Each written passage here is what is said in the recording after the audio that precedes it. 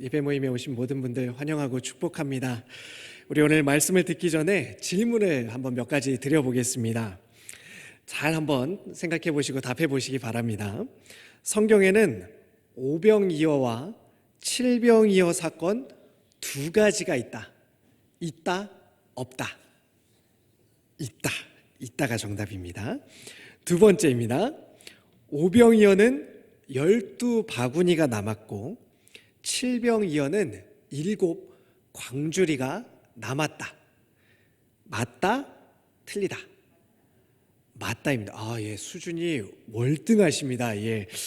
수준이 월등하십니다. 마지막 조금 더 어려운 문제로 가보겠습니다. 오병이어는 빈 들에서 일어났고 칠병이어는 산에서 일어난 사건이다. 맞다, 틀리다. 어려우시죠? 정답은 맞다입니다. 복음서를 읽으며 기적이라는 말을 떠올린다면요, 아마 우리 머릿속에 가장 먼저 떠오르는 사건 중에 하나가 바로 오병이어 사건일 것입니다.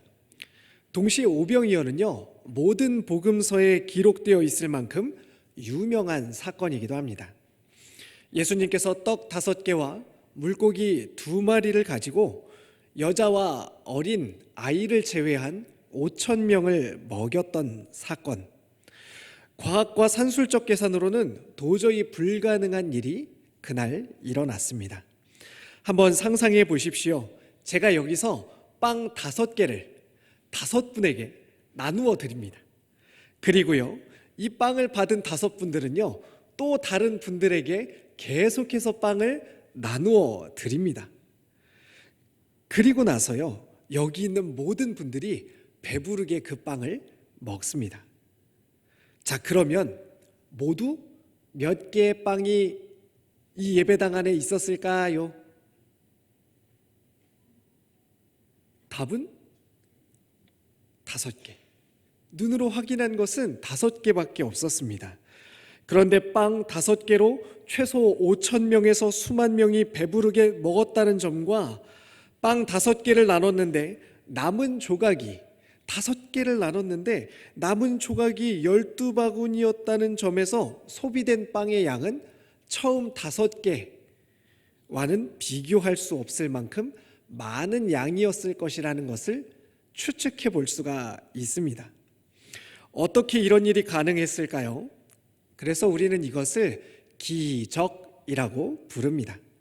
기적의 사전적 정의는 상식적으로 생각할 수 없는 기이한 일입니다. 하나를 나누고 빼고 어떻게 하더라도 그것을 다시 합쳐 놓으면 하나가 되어야 하는데 그렇지 않았기 때문입니다. 그런데 만약 이런 일이 한 번이 아니라 2번 일어난다면 어떻겠습니까? 우리가 살펴보고 있는 마태복음 15장 그리고 또 다른 복음서에는요, 오병이어와 비슷하지만 다소 차이가 있는 또 하나의 기적이 기록되어 있습니다. 34절 말씀을 한번 보겠습니다. 같이 읽어볼까요? 시작. 예수께서 너희에게 떡이 몇 개나 있느냐 이르되 7개와 작은 생선 2마리가 있나이다 하거늘. 떡이 우리가 잘 알고 있는 5개가 아니라 몇 개라고 이야기합니까? 7개라고 이야기합니다. 그리고 생선은 몇 마리라고 이야기합니까? 작은 생선이 2마리가 있습니다 라고 이야기합니다. 편의상 그것이 몇 마리인지 정확하진 않지만 2마리라고 해보도록 하겠습니다. 37절과 38절도 같이 한번 읽어보겠습니다. 시작. 다 배불리 먹고 남은 조각을 7 광주리에 차게 거두었으며 먹은 자는 여자와 어린이 외에 4,000명이었더라. 앞선 마태복음 14장에서는요, 떡 5개와 물고기 2마리로 여자와 어린아이를 제외한 5,000명이 먹었는데 마태복음 15장에서는요, 떡 7개와 작은 생선 2마리로 여자와 어린아이를 제외한 4,000명이 먹었다고 이야기합니다. 두 기적은요, 너무나 비슷해서 어떤 사람들은 성경이 오류가 많다라고 이야기하기도 합니다. 똑같은 사건을 앞에서와 뒤에서와 다르게 기록했다는 것입니다. 그런가 하면 예수님도 참 그렇게 공짜로 사람들을 먹게 해주는 것도 한 번이나 하시면 되지, 계속 공짜로 먹게 할 것 같으면 다 예수님 따라다니지 누가 일합니까? 이렇게 질문하는 분도 봤습니다. 또 워낙 비슷한 내용이다 보니 앞에 오병이어 사건에 가려져서 잘 기억되지 않는 사건이기도 합니다. 그래서 교회를 오랫동안 다닌 분들도 가끔 그런 사건도 있었어요? 라고 놀라시기도 합니다. 그러나 두 오병이어와 칠병이어의 기적은 엄연히 다른 사건입니다. 앞선 설교에 서두에 드렸던 질문처럼요, 그 내용도 그리고 일어난 장소도 또 대상도 엄연히 전혀 다른 두 사건이라고 할 수 있습니다. 그러면요, 예수님은 앞서 오병이어의 사건을 보여주셨는데, 그 기적을 보여주셨는데 또다시 칠병이어의 기적을 왜 보여주셨을까요? 이런 질문을 청소년 아이들한테 해봤더니요, 재밌는 답이 많이 나왔었습니다. 그 중에 몇 가지 기억에 남는 답들이 있었는데요. 첫 번째는요, 아이들 말로 한 번 예수님께서 해봤는데 반응이 너무 좋았다라는 겁니다. 사람들이 너무 반응을 잘하니까 다시 한번 해보셨다는 겁니다. 예수님은 당시에요, 소위 지금 시대로 말하자면 슈퍼스타, 아이돌, 성인도를 버금갈 만한 슈퍼 인기인이셨습니다. 그러니까요, 관리가 나름대로 좀 필요했다는 것이요. 그러다 마침 사람들이 열광하는 기적을 발견하게 된 것입니다. 그러니까 어떻습니까? 이왕 찾은 거 한 번 더 해보자, 이렇게 했다는 것이죠. 두 번째로는요, 한 번으로는 사람들이 잘 안 믿는 것 같아서 진짜라는 걸 보여주려고 한 번 더 해봤다는 겁니다. 의심도 많고 믿음도 없는 사람들이 하도 의심하니까 사람들이 좀 모였을 때 다시 한번 기적을 보여주셨다는 거지요.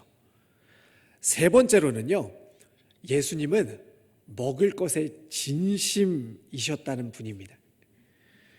예수님은 먹기를 탐하는 자라고 불릴 만큼 먹는 것에 관심이 많으셨던 분이라 배고픈 사람들이 모인 곳이면 항상 N병, N호의 기적이 언제나 일어났을 것이라고 하는 상상이었습니다.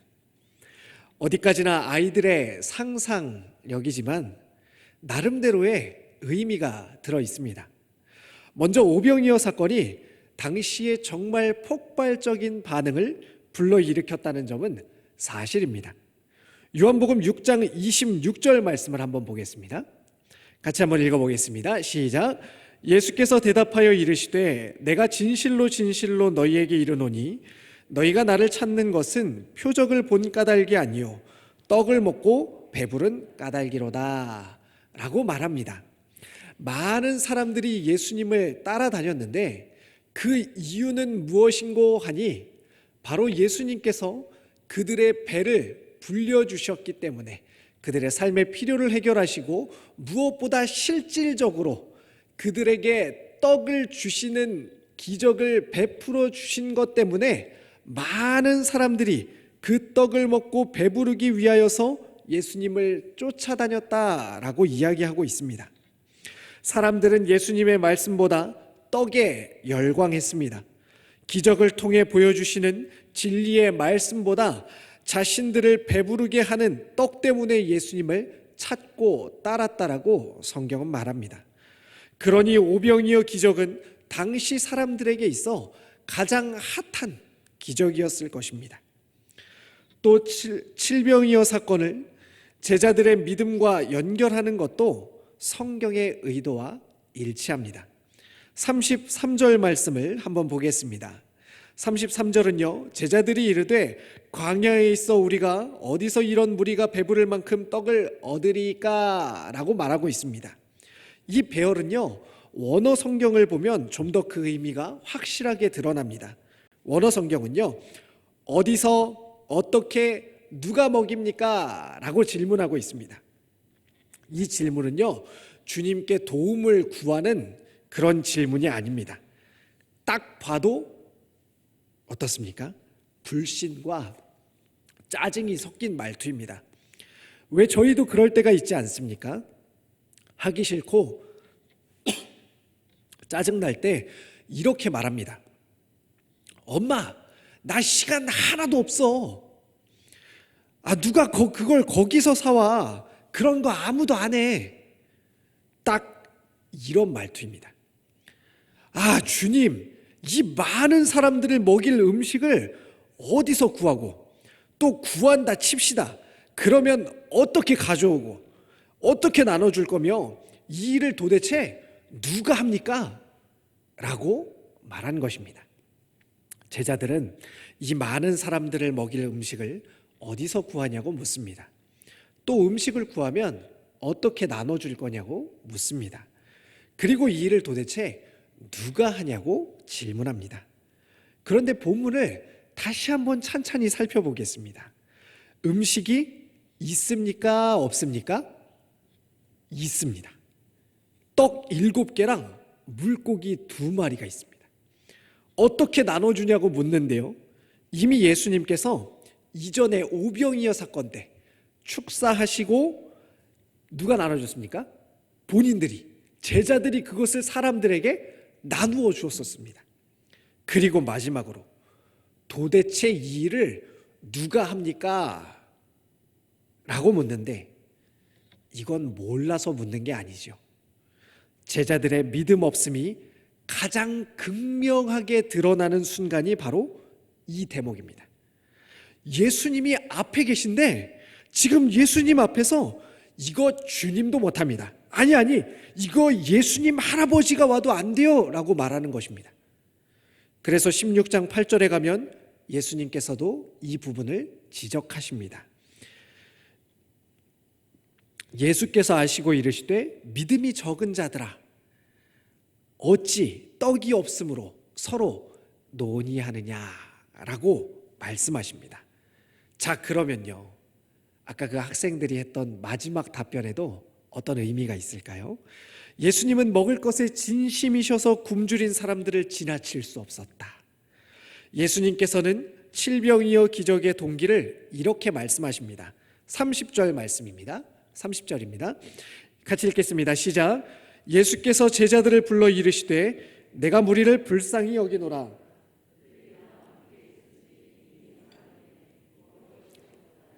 길에서 기진할까 하여 굶겨보내지 못하겠노라.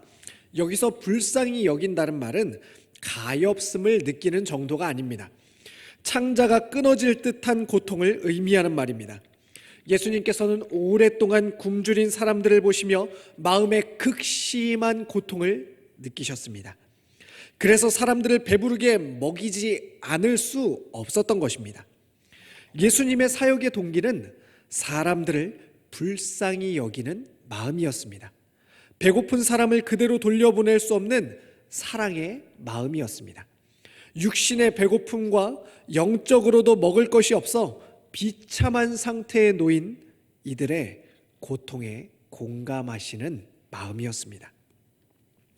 이처럼 하나님은 종종 성도의 삶에 오병이어, 칠병이어의 기적을 행하십니다.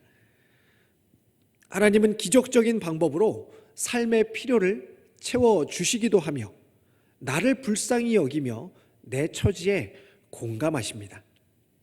제자들이 이르되 광야에 있어 우리가 어디서 이런 무리가 배부를 만큼 떡을 얻으리이까. 광야 같은 시간, 손에 가진 것이 아무것도 없어서 무능할 때, 그리고 무엇을 어떻게 해야 할지 모를 때 주님은 우리에게 말씀하십니다. 너에게 떡이 몇 개나 있느냐? 떡 7개와 그 생선을 가지사 축사하시고. 사랑하는 성도님들, 주님 손에 내어 드리시기를 바랍니다.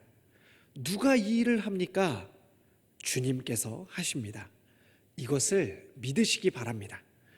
이것을 믿기만 하면 당시 구원받지 못할 것이라고 여겨졌던 이방 여인, 그 가나안 여인에게도 기적이 일어난다는 것을 마태복음의 15장에서는 함께 설명하고 있습니다.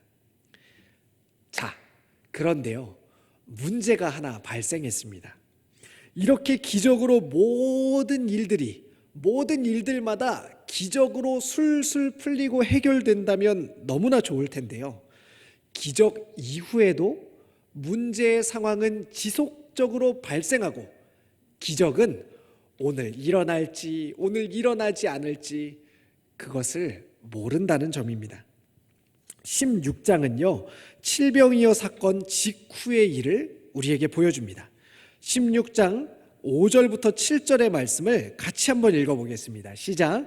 제자들이 건너편으로 갈새 떡 가져가기를 잊었더니 예수께서 이르시되 삼가 바리새인과 사두개인들의 누룩을 주의하라 하시니 제자들이 서로 의논하여 이르되 우리가 떡을 가져오지 아니하였도다 하거늘. 제자들이 건너편으로 가는데 아마도 떡 챙기는 것을 잊은 모양입니다. 여기서 남았던 광주리는요, 사람이 탈 수 있는 매우 큰 종류의 광주리를 이야기합니다. 그러니까 거기에 떡이 남았으니 얼마나 많은 떡이 남았겠습니까? 이것을 가서 매번 일일이 사 먹으려고 한번 생각해 보십시오. 얼마나 많은 돈이 들어가고 얼마나 많은 수고가 들어가겠습니까? 그런데 그것을 잘 모은 것을 가지고 다니기만 하면은 편리하게 그때그때 먹을 떡을 해결할 수 있다는 것이죠. 그들은 누가 떡을 챙기기로 했는지 서로 묻기도 하고 또 그 떡을 어디다 두었는지 확인하기도 하고 또 그걸 누가 챙기기로 했는데 왜 챙기지 못했냐며 서로 책임을 미루느라 아마 티격태격 했을지도 모릅니다. 14장부터 떡 계속해서 떡 얘기가 이어지고 있습니다. 사람이 떡으로만 살 것이 아니요 라고 말하듯 성경에서 떡은 1차적으로 육의 양식, 즉 삶의 이 땅의 필요를 의미합니다. 그런데 한 번, 아니 두 번이나 그 필요를 기적적으로 채워줬음에도 불구하고 그 요구는 멈추지 않고 있습니다. 종종 신앙을 상담하다 보면 이런 질문을 받게 됩니다. 목사님, 딱 한 번만 그런 기적을 경험하면 저도 하나님을 잘 믿을 수 있을 것 같습니다. 정말 그럴 수도 있겠지만 꼭 그렇지 않을 수도 있습니다. 5병이어 한 번이면 충분했을까요? 7병이어까지 두 번이면 충분할까요? 성경에 나타나는 제자들의 모습은 기적이 자신들의 믿음을 보장해 주지 않는다는 것을 보여줍니다. 16장 8절입니다. 16장 8절을 같이 한번 읽어보겠습니다. 시작. 예수께서 아시고 이르시되 믿음이 작은 자들아 어찌 떡이 없으므로 서로 논의하느냐. 그렇게 기적을 봤는데도 제자들은 여전히 믿음이 작은 자들이라는 꾸중을 듣고 있습니다. 왜 제자들은 그렇게 가까이에서 그렇게 엄청난 기적을 봤음에도 불구하고 그들 자신의 믿음과 그 기적이 연결되지 못하고 있는 것일까요? 매번 똑같은 모습을 반복하고 있는 제자들에게 혹시 어떤 문제가 있는 것은 아니었을까요? 기적과 비슷한 발음이면서 다른 단어, 기적만큼이나 중요한 단어 하나를 오늘 더 소개하려고 합니다. 바로 기억입니다. 기억의 중요성은 설명하지 않아도 이미 충분히 검증되어 있는 사실입니다. 알렉산더 스미스는 인간의 진정한 재산은 기억이다라고 말했습니다. 모든 생명체는 유전자 정보를 기억하기 위해서 자신의 DNA에 그 정보를 저장합니다. 이제 DNA만 있으면 똑같은 생명을 복제할 수 있는 시대가 되었습니다. 백암 박은식 선생님은요, 나라는 멸할 수 있으나 역사는 멸할 수 없다고 말했습니다. 역사만 잊지 않으면 망한 나라도 다시 세울 수 있다는 말입니다. 무엇보다 성경은요, 기억하라는 말을 여러 차례 반복합니다. 하나님께서 십계명을 주시며 안식일을 기억하여 거룩하게 지키라고 명령하셨습니다. 이처럼 하나님께서 인간을 창조하실 때 기억하는 존재로 창조하셨습니다. 그리고 인간을 기억하는 존재로 대하고 계십니다. 언제나 기억하는 능력을 가지고 있는 인간이기 때문에 하나님은 사람들에게 기억하라고 말씀하십니다. 하나님의 역사하심은 인간이 기억하는 존재이기 때문에 그 의미가 있습니다. 그런데 기억은요, 잊어버리고 잊혀진다는 특징도 가지고 있습니다. 아마 중요한 내용을 잊어버려서 곤란한 상황에 놓이셨었거나 혹은 기억하지 못해 지난번 했던 수고를 또다시 반복하셨던 경험을 해보신 적이 있으실 것입니다. 이처럼 제자들의 문제는 기적을 경험하지 못한 것이 아니라 그것을 기억하지 못해 생긴 것이었습니다. 16장 10절 말씀은 이렇게 말합니다. 말씀을 띄워주십시오. 떡 7개로 4,000명을 먹이고 주운 것이 몇 광줄이었는지를 기억하지 못하느냐라고 우리 주님께서 말씀하십니다. 제자들의 믿음 없음의 문제는 기억하지 못함 때문이었습니다. 제자들은 예수님과 함께 하고 있었습니다. 제자들은 24시간 예수님과 동행하고 있었습니다. 제자들은 예수님의 기적을 보고 경험했습니다. 그러나 제자들은 여전히 믿음이 없고 불신앙의 태도를 가지고 있었습니다. 이렇게 기억하지 못하는 기적은 쉽게 의미를 잃어버리고 맙니다. 그래서 시편 105편 5절 하반절 말씀은 이렇게 말합니다. 너희는 그가 행하신 기적과 그의 이적과 그의 입의 판단을 기억할지어다 라고 말입니다. 반면 기억은요, 기적을 만들어냅니다. 잘 알고 계신 예화를 다시 한편 소개하려고 합니다. 헬렌 켈러는요, 태어난 지 19개월 즈음에 시각과 청각 그리고 말을 모두 잃어버렸습니다. 6살이 되었을 때 설리반 선생님을 가정교사로 모셨지만 헬렌의 교육에는 별다른 진전이 없었습니다. 그러던 어느 날 설리반 선생님과 함께 마당의 수돛가에서 놀던 헬렌은 갑자기 말을 합니다. 워터라고, 물이라고 외쳤습니다. 어린 아기였을 때 헬렌은 물을 좋아해서 물장난을 많이 했고 가장 많이 했던 말도 바로 이 물이라는 말이었습니다. 그런데 그때 발음을 기억해서 외친 것이었습니다. 헬렌이 비로소 언어를 이해하기 시작한 기적과 같은 날이었습니다. 기억이 헬렌 켈러에게 기적을 만들어낸 것입니다. 오늘도 예수 그리스도와 십자가의 은혜를 기억하는 사람들이 이 세상을 하나님의 진노로부터 떠받치고 있습니다. 우리는 매일 하나님의 말씀을 묵상하고 기억함으로 하루를 살아갑니다. 말씀을 정리하겠습니다. 사랑하는 성도님들, 칠병이어의 기적은 신앙에 있어 여러 가지 의미들을 우리에게 가르쳐 줍니다. 예수님의 마음을 가르쳐 주고 사람들의 이기심과 제자들의 믿음 없음도 보여줍니다. 그러나 무엇보다 기적을 신처럼 따르는 세상에서 사건이 아닌 주님을 기억해야 함을 가르쳐 줍니다. 이제 우리는 위드 코로나에 들어오면서 단계적 회복의 과정을 밟고 있습니다. 어느 날 기적처럼 갑자기 코로나가 사라진다 해도 그것보다 더 중요한 일은 기억하는 일입니다. 지난 시간을 통해서 주님께서 무엇을 가르치셨고 어떤 믿음으로 살아오게 하셨는지 그리고 누구를 믿고 따라야 하는지를 보여주셨다면 이제 그것을 기억하고 지키는 일이 남아 있습니다. 그것을 기억하고 지켜나간다면 아마 하나님께서 코로나를 없애는 것보다 더 놀라운 기적들을 우리 삶에 많이 남겨주실 것입니다. 한 해 묵상을 통해 주신 은혜, 삶을 붙들어 주신 역사, 교회를 세워가신 은총을 기억하며 다시 한번 우리의 믿음을 갈무리하시고 회복의 발걸음을 내딛는 우리 모두가 되기를 소망합니다. 기도하겠습니다. 아버지 하나님,